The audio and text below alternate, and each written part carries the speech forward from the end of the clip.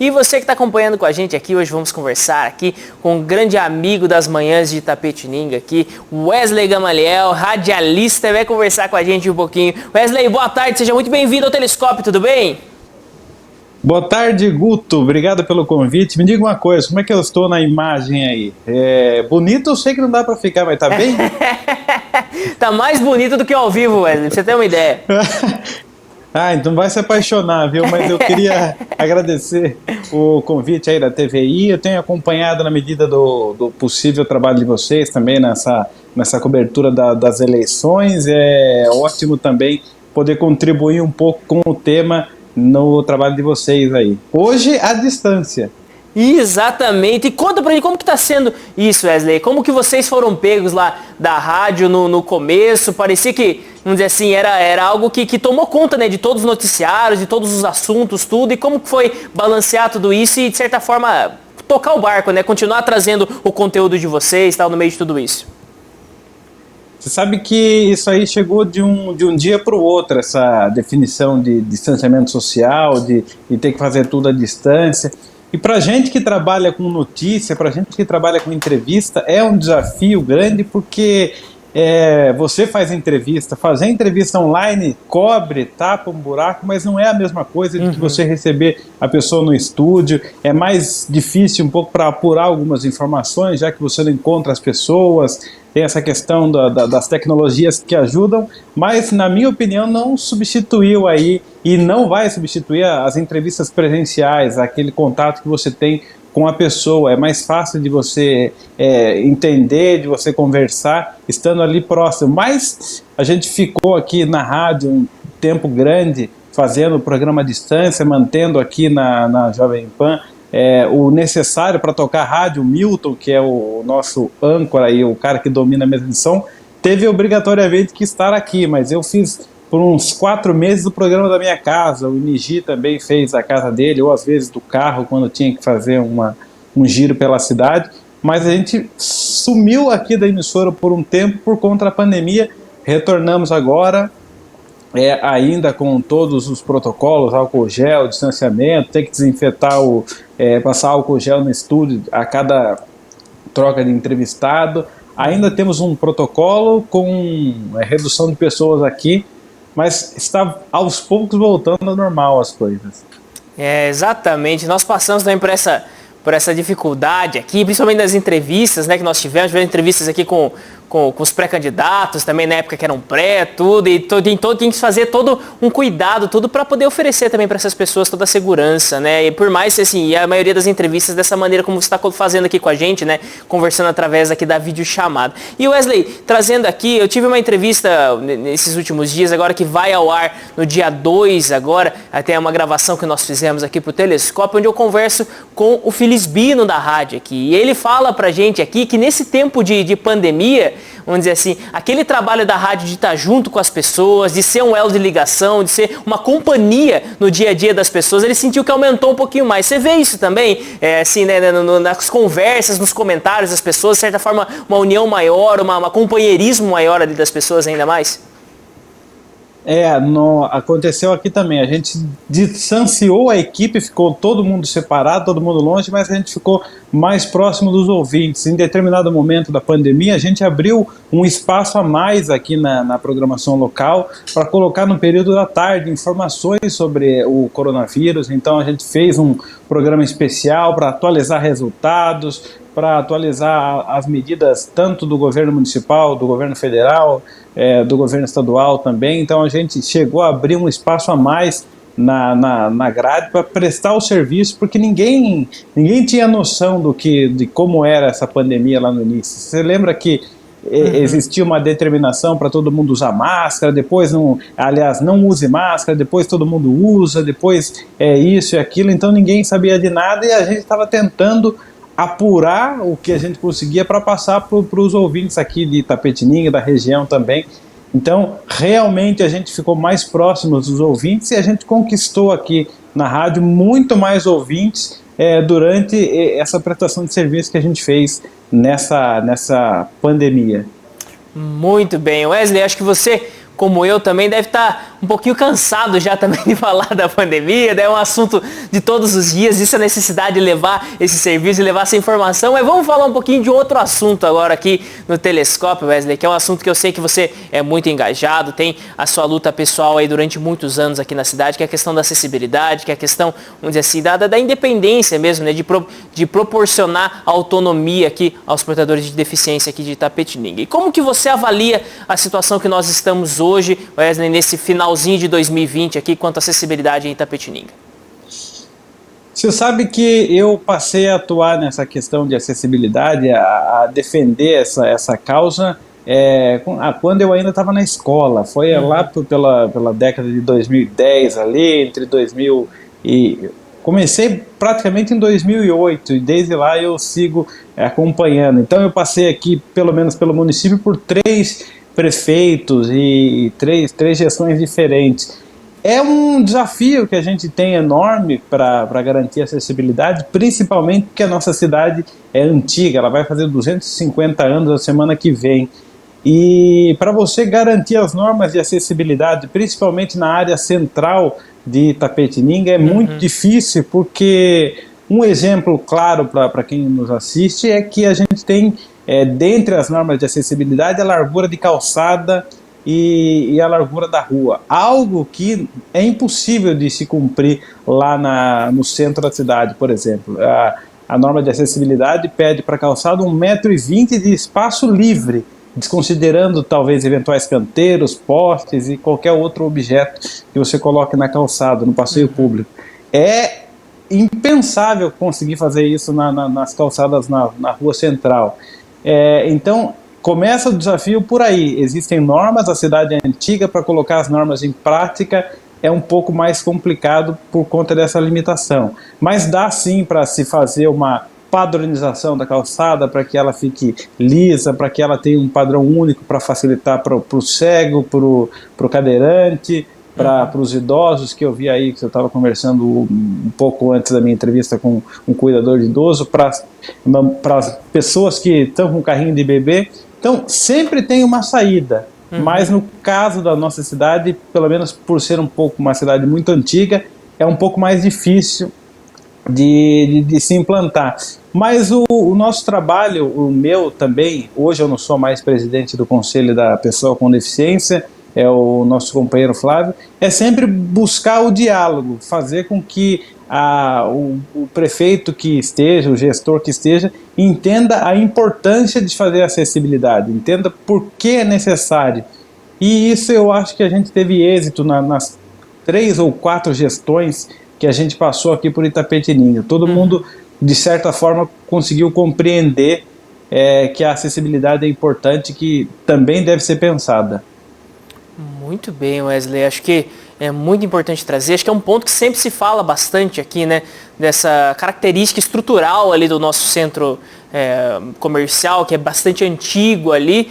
Mas você vê assim que, vamos dizer assim, tirando essa parte assim da parte estrutural, que até é difícil, você mesmo cita pra gente aqui, né? Que no espaço hábil ali para se fazer as adaptações seria algo que teria um impacto muito grande ali naquela região, né? Mas e falando a respeito das lojas, né? Porque nós sabemos que de acordo com o código, né, de acessibilidade e tudo, né? As lojas que têm o fluxo, vamos dizer assim, que são abertas ao público, que têm um fluxo de pessoas, elas necessitam se ter também as adaptações, se ter, vamos dizer assim, a possibilidade da acessibilidade ali, né? Você vê que com o tempo, nesses últimos anos, tudo isso tem se tornado cada vez mais comum se ter tudo da forma correta, tudo segundo as normas, facilitando um pouco a vida aí dos deficientes físicos? A acessibilidade é um conjunto de situações, viu, Guto? Tem essa questão mais física, que a gente chama de acessibilidade arquitetônica, que é mais voltada à construção do prédio, à construção do espaço. A gente percebe que tem bastante lojas que estão se preocupando com rampas, umas ainda não fazem de maneira correta, mas sempre que alertadas estão fazendo uma reforma, estão pensando em colocar elevador e facilitar o acesso das pessoas. Mas tem um outro ponto também, que é a acessibilidade atitudinal, que a gente fala, de atitude. Então não adianta você ter um prédio muito bem construído e com acessibilidade, se o público que está lá para atender a população não consegue receber bem as pessoas com deficiência, seja ela visual, física, com qualquer tipo de deficiência. O receptivo também é muito importante. O receptivo com acessibilidade também é algo que precisa ser pensado, e bastante gente está pensando nisso também. E é um outro desafio. Eu acho que a acessibilidade arquitetônica é importante, mas só acessibilidade arquitetônica também não adianta nada. Muito bem. E acho que é algo também que passa por parte dessa educação das pessoas, e também de pensar a sociedade deve ter sido um desafio também para todo mundo que passa por isso. E algo que tem sido muito conversado, Wesley, é a questão das escolas, né? Vamos dizer assim, da forma de ensino, né? Acho que por um tempo se pensava muito numa escola de ensino especializada, separada. Depois, hoje se fala muito da questão da inclusão, das classes, elas terem, vamos dizer assim, junto com pessoas que não têm a dificuldade, tudo. Como que você vê isso, Wesley? É uma situação delicada. Para você, já existe já uma saída? Talvez a saída que nós estamos tomando aqui em Tapetinga seja a melhor? Como que você avalia? Eu estou no meio dessa questão de ensino de dois acontecimentos. Primeiro, que era na década de 90 ali, as pessoas com deficiências elas eram meio que segregadas por fazerem aí os seus estudos em escolas especiais e não na inclusão que a gente chama, de colocar as pessoas com deficiência na sala de pessoas que não têm.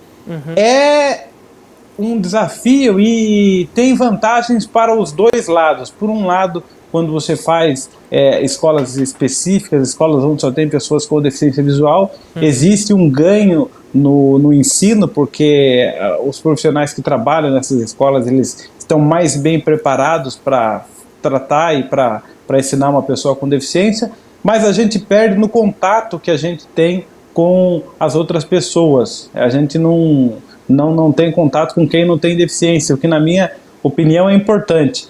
Eu sempre estudei em escola regular e eu era o único cego da sala, eu era a única pessoa com deficiência da sala. Eu ganhei com isso, mas perdi um pouco com isso, porque eu vou te dizer que eu sou péssimo em matemática, por exemplo, porque os professores da minha escola não eram bem preparados para ensinar matemática para cegos. Então eu perdi um pouco no aprendizado por conta disso. Muito bem, então Mas eu defendo a escolha que existam as opções e que a pessoa com deficiência ou a família escolha. Olha, eu quero que o meu filho vá para uma escola particular, para uma escola especializada, ou que ele fique na escola, no ensino regular, e se ele quiser ficar no ensino regular, ele tenha como objetivo, aí tenha como conseguir estudar com acessibilidade na escola regular, que os professores também sejam bem preparados.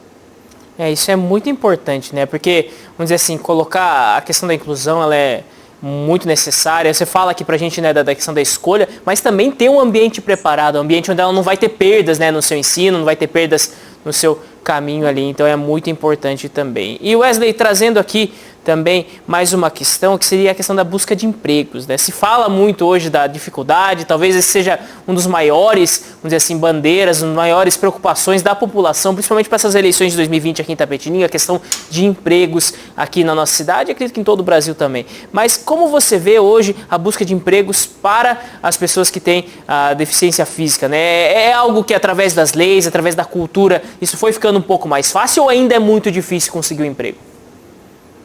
Sempre foi um desafio essa questão de empregabilidade de quem tem algum tipo de deficiência. Agora, com a pandemia, ficou mais difícil ainda. Nós temos aí leis que facilitam a contratação, que até obrigam que as empresas cumpram uma cota, um percentual mínimo de contratação. Isso, sem dúvida, facilitou e proporcionou vagas para muitas pessoas na empregabilidade. Mas a gente tem ainda uma mentalidade por parte de muitas empresas e de muitas pessoas que alguém que tem um tipo de deficiência vai mais dar trabalho do que trabalhar. E aí eles sempre pedem um cego que enxerga, um surdo que ouve, um cadeirante que anda. Então eles sempre tentam encontrar dentro da deficiência uma pessoa que não tem deficiência. Então esse é a maior dificuldade. Eu já recebi ligações, olha, eu preciso de um cego que na verdade ele enxerga. Eu falei, então é impossível você encontrar muitas empresas ou muitos gestores de RH, eles querem o mais fácil, eles querem o que não existe. É muito importante, às vezes, ter esse olhar, né, que às vezes não é uma consciência, né, é só cumprir uma lei, muitas vezes, é só ter um benefício, às vezes, mas ele quer, de certa forma, não dá os meios necessários ali para acontecer verdadeiramente a inclusão, né. É que, na verdade, o gestor de RH, os gestores, alguns, porque existem bons também que acreditam nessa questão de inclusão, de acessibilidade, mas alguns eles imaginam, deixa eu contratar alguém para eu cumprir a cota e para parar de encher meu saco, porque tem multa para quando não há essa contratação. Mas, na verdade, você tem que contratar uma pessoa com deficiência para trabalhar, e se ele não tiver produzindo, se ele não tiver rendendo, você manda embora. É isso que eu defendo, é dessa forma que tem que ser, e a lei diz isso. Você não vai contratar o deficiente porque ele é deficiente, você vai contratar porque ele consegue produzir, ele consegue trabalhar. Essa é a ideia. Muito bem, Wesley. E você envolvido aqui com o conselho, né, com tudo, você viu também, de certa forma, vamos dizer assim, toda a questão jurídica de tudo isso, né, a atuação das leis e tudo. Hoje, a seu ver, Wesley, a lei que nós temos hoje, caso bem cumprida, caso fiscalizada, tudo, ela já é o bastante para assegurar, vamos dizer assim, pelo menos o mínimo aí de acessibilidade aos deficientes físicos, ou falta ainda um olhar mais especial para isso, se legislar ainda mais a respeito dessas necessidades? Eu acho que o primeiro passo é cumprir o que a gente já tem. Se a gente cumprisse o que existe, já seria mais fácil, já abririam-se várias possibilidades. A fiscalização é importante, existe aí por parte do Ministério Público algumas fiscalizações, ainda que a gente precise de mais. Eu entendo que a gente não tem tudo que a gente precisa, mas, por exemplo, na nossa cidade, que é onde eu vivo, a gente melhorou bastante. No nosso estado também, a gente melhorou. Falta bastante coisa, eu sempre ressalto isso, mas não dá para a gente esquecer que a gente conseguiu a criação do Conselho Municipal da Pessoa com Deficiência aqui em Itapetininga. Foi um avanço, isso na época do professor Roberto Ramalho. A gente conseguiu com que o ex-prefeito de Fiore discutisse acessibilidade, o plano de mobilidade urbana, e colocasse dentro dessas discussões a temática da acessibilidade. A gente conseguiu, agora na gestão da prefeita Simone, aí, a instalação de lombofaixas que facilita. Existe uma polêmica, eu sei, nessas questões da lombofaixa, mas o fato é que para quem tem algum tipo de deficiência, para quem é idoso, para quem tem dificuldade de locomoção, o fato de você não ter que descer um degrau e depois subir um outro que você já atravessa no mesmo nível, é um dispositivo de acessibilidade importante com semáforos sonoros. Então, os últimos prefeitos que eu acompanhei fizeram pelas pessoas com deficiência, trabalharam a acessibilidade, precisa de mais, mas eu acho assim, a gente avançou bastante em Itapetininga nesse quesito nos últimos anos, e porque desde a implantação do Conselho, todos os prefeitos que eu tive acesso conseguiram ouvir, não se negaram a se reunir, entenderam as demandas, abriram espaço para o diálogo. E aí, quando tem diálogo, a coisa acontece mais fácil, na minha opinião. Muito bem. Você trouxe para a gente aqui uma linha do tempo, né, de algumas conquistas que você pôde estar junto, percebendo, né? E você vê assim, nessas eleições agora de 2020, né? Tanto dos candidatos à prefeitura quanto dos candidatos a vereadores, assim, qual proposta você acha que seria interessante, assim, de se trazer? Não sei se você, acompanhando, você já viu alguma que chamasse atenção, mas que, assim, a seu ver pessoal, seria uma proposta importante para dar um próximo passo aqui na sensibilidade em Itapetininga. Eu li todas as propostas de governo de todos os candidatos, até por conta da minha função aqui na rádio, eu acompanhei todas, e praticamente todas elas trazem essa questão de acessibilidade. Então falam de acessibilidade na educação, acessibilidade arquitetônica, acessibilidade nos meios de transportes. Então todo mundo, eu percebo que pensa, né, em acessibilidade. Eu acho que só um candidato, que eu não me recordo de ter visto alguma proposta, pelo menos registrada, nessa questão de acessibilidade, que foi a proposta do candidato Barbará, mas fora ele, todos os outros trouxeram no seu plano de governo um parágrafo ou mais falando de acessibilidade, tratando essa questão das pessoas com deficiência. Muito bem. E Wesley, falando aqui, né, você tem aí num programa diário que lida muito com essas questões políticas também. Como está sendo acompanhar essas eleições, esse processo, né, de agora de campanha política numa era tão diferente, né? Já seria muito diferente pelas redes sociais, né? Mas agora com esta pandemia ainda, com toda essa limitação que nós temos nesse tempo, né? Está sendo uma experiência muito diferente esse ano? Esse ano a Jovem Pan atuou mais, é a primeira vez que a gente participa de uma eleição municipal e é a primeira vez que a gente está acompanhando isso. Só que a gente está tendo que acompanhar com a pandemia, então a gente não vai ter debate esse ano, a TV já disse que não vai fazer, a TV já disse que não tem entrevistas, é mais difícil para qualquer um dos candidatos conversar e convencer a população, porque por conta do Covid isso limita um pouco o corpo a corpo deles nas ruas, mas está sendo uma experiência legal. Hoje a gente fez mais uma entrevista com um candidato. Isso. A gente essa semana termina a nossa rodada de entrevista aqui com os candidatos a prefeito, então a gente está tentando acompanhar. Noto que essa eleição está um pouco mais tranquila, a gente tem por parte de todos os candidatos uma campanha propositiva, não tem ataques pessoais, pelo menos até o momento, está todo mundo tentando mostrar serviço. Eu estou achando interessante. Confesso que, como todo mundo, eu gostaria que tivesse um pouco mais de briga, mas tá tranquilo, ninguém está atacando ninguém por enquanto. É claro que você atacar um ponto ou outro da gestão faz parte, mas ataques pessoais, como a gente acompanhou nas últimas eleições aí, não percebi nenhum. Acho que está de parabéns todos os candidatos. De fato, né? Se nós lembrarmos da última aí, reviravoltas jurídicas e vídeos e não sei o que, foi todo de certa forma, foi todo um cenário muito diferente do que nós estamos vendo hoje, né? Que são campanhas mais voltadas mesmo para propostas, para discussões políticas, tudo. Então, mas traz pra gente aqui também, Wesley, um pouquinho a respeito dessa data que nós estamos às portas aí, né? 5 de novembro de 2020, Itapetininga, 250 anos, Wesley. Como que você avalia tudo isso? Eu sei que talvez não é a festa que a gente imaginou fazer, né, devido a todas essas situações que nós estamos passando, né, mas o que você espera desse dia 5 de novembro e também para ficar um pouco na memória do pessoal? A gente não esperava nem ter eleição em novembro, né? O aniversário da cidade vai ser marcado aí por uma campanha eleitoral e eu espero que todo mundo consiga comemorar. Não vai ser aquela festa que costumava ser, com shows, com desfile cívico.